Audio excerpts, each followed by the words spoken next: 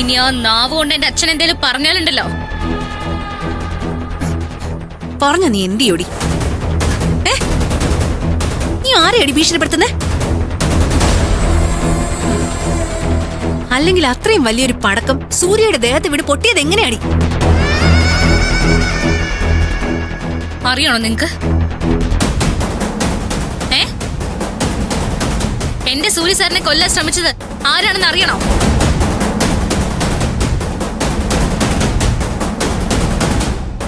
സൂര്യ സാറിന്റെ ദേഹത്തേക്ക് പടക്കം എടുത്തെറിഞ്ഞത് ആരാന്ന് എനിക്കറിയാം. ഞാൻ എന്റെ കണ്ണുകൊണ്ട് കണ്ടതാ.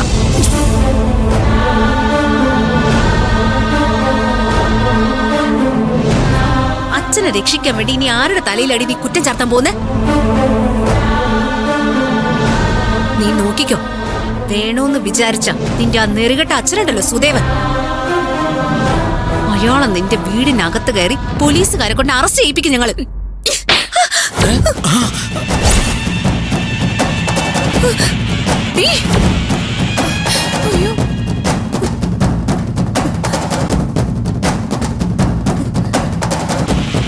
എന്റെ സൂര്യ സാറിന് നേരെ പടക്കം എടുത്തെറിഞ്ഞത് നീയോ? ആ സമയത്ത് നിന്റെ കൂടെ നിന്റെ ഭർത്താവ് ഉണ്ടായിരുന്നു.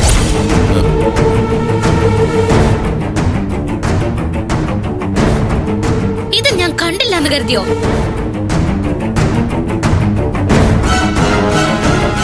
ഇത്രയും നേരം ഇവിടെ നിന്ന് ഇയാൾ എന്നെ കുറ്റപ്പെടുത്തി പലതും സംസാരിച്ചിട്ടും എന്റെ സൂര്യ സാറിന്റെ കിടപ്പുറത്ത് ഞാൻ ക്ഷമിച്ചതാ.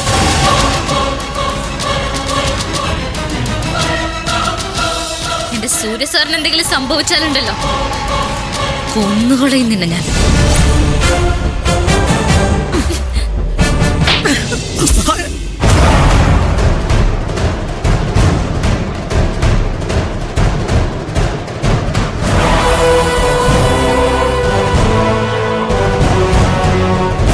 നീ ആരാടി? നീ ആരാന്ന്? നിന്റെ അച്ഛൻ എന്റെ മകളുടെ ഭർത്താവിനെ കഴുത്തിന് കുത്തിപ്പിടിച്ചു. ഇപ്പോ നീ എന്റെ മകളെ അടിച്ചു അല്ലേ? കാലി തൊഴുത്ത് കിടന്ന സുദേവന്റെ മകൾക്ക് ഇത്ര അഹങ്കാരോ?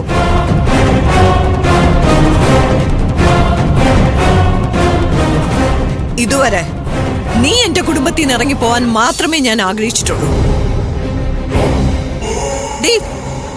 പക്ഷെ നീ ഒന്ന് ഓർത്തോ, നിന്റെ കുടുംബം ഒന്നടങ്കം ഞാൻ ഇല്ലാതാക്കിയിരിക്കും. ഇവിടെ പത്മയാ പറയുന്നേ.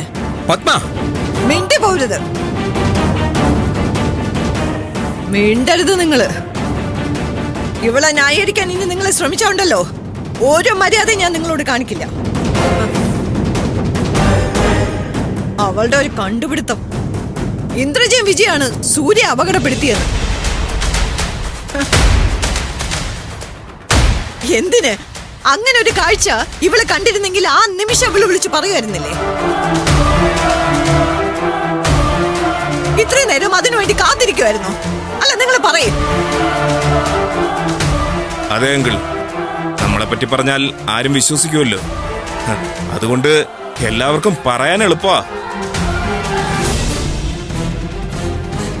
ഇപ്പൊ നിങ്ങൾ ചെയ്തിട്ടില്ല എന്ന് പറയുമ്പോ നിങ്ങളെ പിന്തുണയ്ക്കാൻ ആളുണ്ട്. പക്ഷേ ദൈവത്തിന്റെ മുന്നില് നിങ്ങൾ ഉത്തരം പറയേണ്ടി വരും. ഇനി നിന്നെ ഈ ഹോസ്പിറ്റലിന്റെ പരിസരത്ത് കൊണ്ടുവരുത്. മര്യാദയ്ക്ക് ഇവിടെ പറഞ്ഞുവിട്, ഇല്ലെങ്കിൽ ഞാൻ ഇവിടെ പ്രശ്നം ഉണ്ടാക്കുവേ. വാ നടക്ക. പോടി, നോക്കാതെ. അവളോ ഒരു നോട്ടം. നന്നായി മമ്മി, ചേച്ചി അടിച്ചിട്ട് അവളെ ഇനി ഇവിടെ നിർത്താൻ പാടില്ല.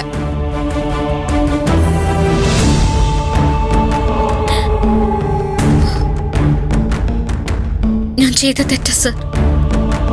ഒരിക്കലും ഞാൻ ഇന്ദ്രജ മാഡത്തിനെതിരെ കൈയോങ്ങാൻ പാടില്ലായിരുന്നു. പക്ഷെ തെറ്റ് ചെയ്തവരാ എന്റെ അച്ഛനെ കുറ്റം പറഞ്ഞുകൊണ്ടിരിക്കുന്നത്. അത് കേട്ട് നിൽക്കാൻ എന്നെ കൊണ്ട് പറ്റിയില്ല. ക്ഷമിക്കണം സർ. മോളെ, അച്ഛൻ പറയുന്നത് നല്ല അർത്ഥത്തിൽ നീ മനസ്സിലാക്കണം. സൂര്യക്കിപ്പോ വേണ്ടത് നല്ല ചികിത്സയാണ്. നിന്നോടുള്ള വാശിയില് പത്മയും മക്കളും ഇപ്പോ വേറെ ഒന്നും ആലോചിക്കില്ല. അവര് കൂടുതൽ ഓരോ പ്രശ്നങ്ങൾ ഉണ്ടാക്കിക്കൊണ്ടേയിരിക്കും.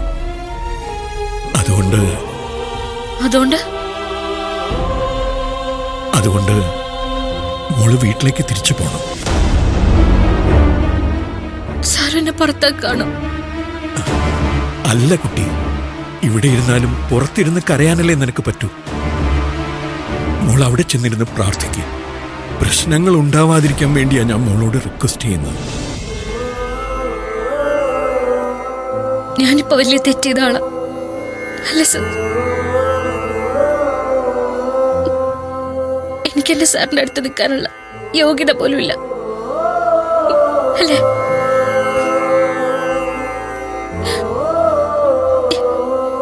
ഞാൻ എന്റെ സാറിനെ എത്ര സ്നേഹിക്കുന്നുണ്ടെന്ന്, എന്റെ സാറിന് വേണ്ടി എത്ര പ്രാർത്ഥിക്കുന്നുണ്ടെന്ന് സാറിന് അറിയില്ല. എനിക്കറിയാം. നിന്റെ സ്നേഹത്തിൽ തന്നെയാ അവനെക്കുറിച്ചുള്ള എന്റെ പ്രതീക്ഷ. അവൻ തിരിച്ചു വരും മോളെ. നിന്റെ സ്നേഹം അവൻ തിരിച്ചു തരും. നിന്നെ ഒരു ബലിമൃഗത്തെ പോലെ ഇവിടെ ഇട്ട് വേട്ടയാടുന്നത് കാണാൻ അച്ഛന് വയ്യാത്തതുകൊണ്ട്. സാർ വിഷമിക്കണ്ട, ഞാൻ പോയിക്കോളാം. പത്മമ്മയുടെ അമ്മയല്ലേ? ഇന്ദ്രജ മാഡം, വേദ മാഡം സഹോദരിമാരല്ലേ? ഞാൻ വേറൊരു വേലക്കാരി. വന്ന് നിൽക്കാൻ പറഞ്ഞ നിൽക്കണം, പരിചരിക്കാൻ പറഞ്ഞ പരിചരിക്കണം, ഇറങ്ങിപ്പോവാൻ പറഞ്ഞ പോണം. അത്രേ ഉള്ളൂ. പക്ഷെ എന്റെ പ്രാണനകത്ത് കിടക്കുന്ന അത് മറക്കണ്ട.